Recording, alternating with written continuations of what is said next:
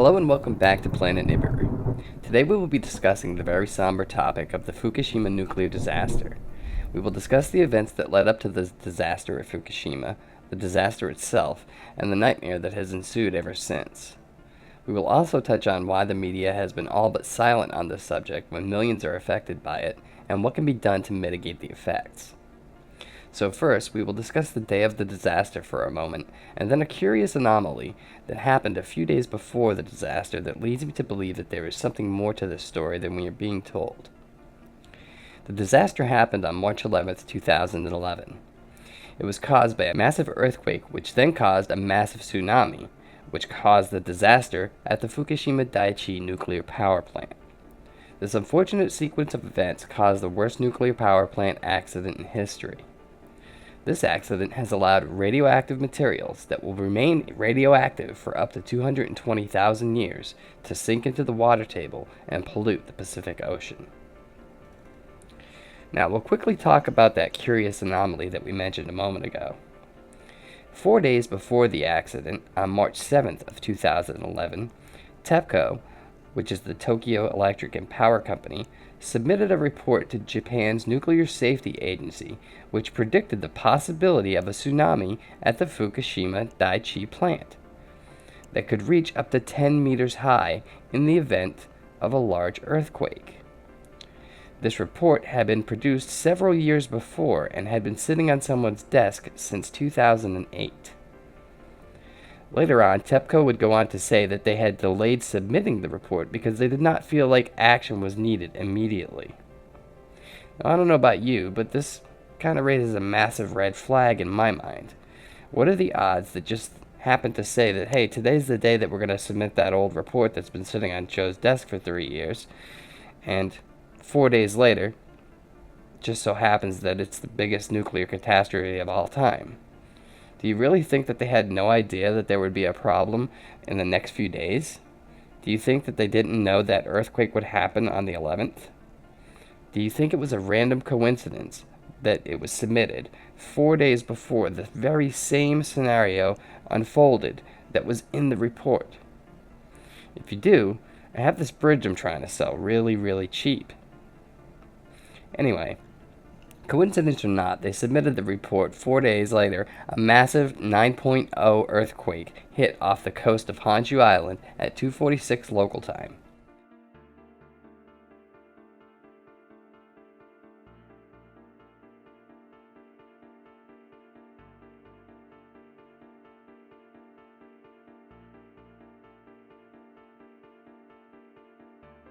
Just as imagined in the report that was conveniently submitted 4 days earlier, the earthquake caused a massive tsunami.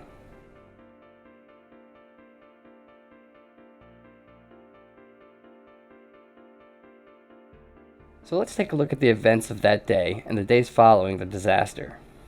Before we do, though, I want to preface it with a quick statement about radiation and dosage. The report I am reading from measures radiation in sieverts. Now, there are many ways to measure radiation and exposure, and you may have heard of some. Some are called becquerels, sieverts, rads, or grays. They are all very valid ways of measuring radiation, but this report uses sieverts, and I wanted you to know that the lethal dosage of sieverts is 8 sieverts. 1 sievert will make you sick, but you can recover.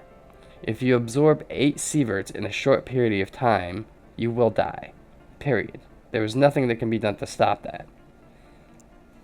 So with that knowledge, let's move on to the events. On Friday, March 11th, 2011, at 2:46 p.m. local time, a 9.0 magnitude earthquake strikes off the coast of Honshu Island at a depth of about 24 kilometers, or about 15 miles deep. The Fukushima Daiichi Power Plant's nuclear reactors 1, 2, and 3 are automatically shut down by this tremor. Reactors 4, 5, and 6 were undergoing routine maintenance and were not operating at the time. The tremor had the additional effect of causing the power plant to be cut off from the Japanese electricity grid. However, backup diesel generators did kick in to continue the cooling.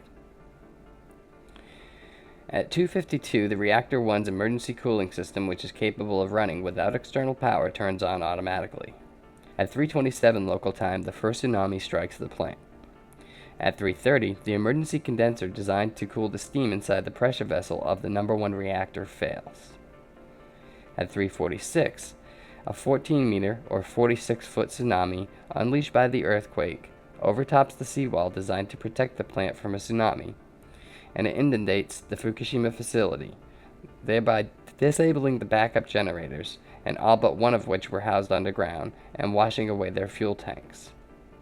With the loss of all electrical power supply, the low-pressure core spray, the residual heat removal, and low-pressure coolant injection and system main pumps, and the automatic depressurization systems all failed.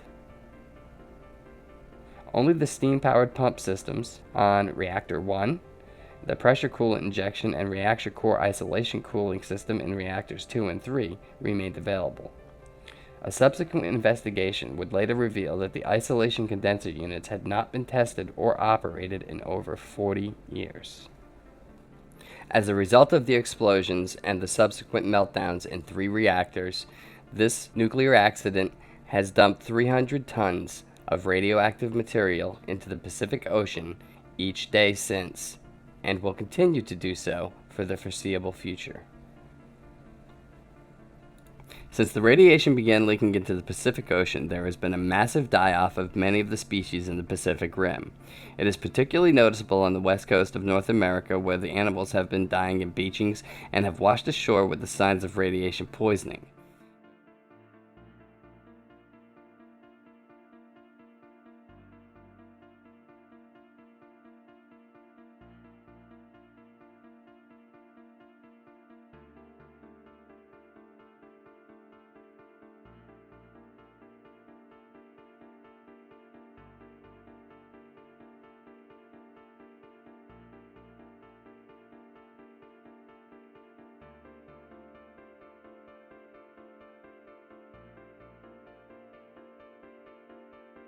There are many people who have noticed that the coral reefs are nearly gone along the west coast. The tidal pools are empty, and surfers and divers who were the first to notice these things have raised the alarm because they spend so much time in the water.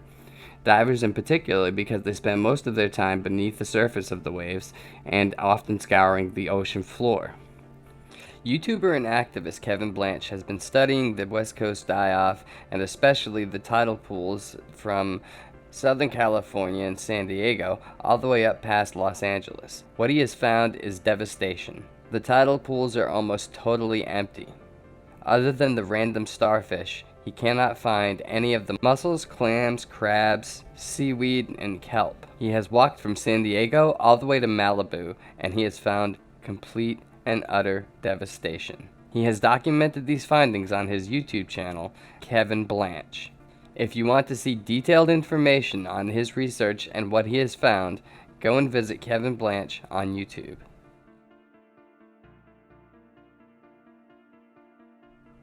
So now that we have a basic understanding of what is happening, let's talk about the measures that have been tried or suggested to deal with this on a long-term basis. As we saw in previous clips, the first approach was to fill it all in with concrete.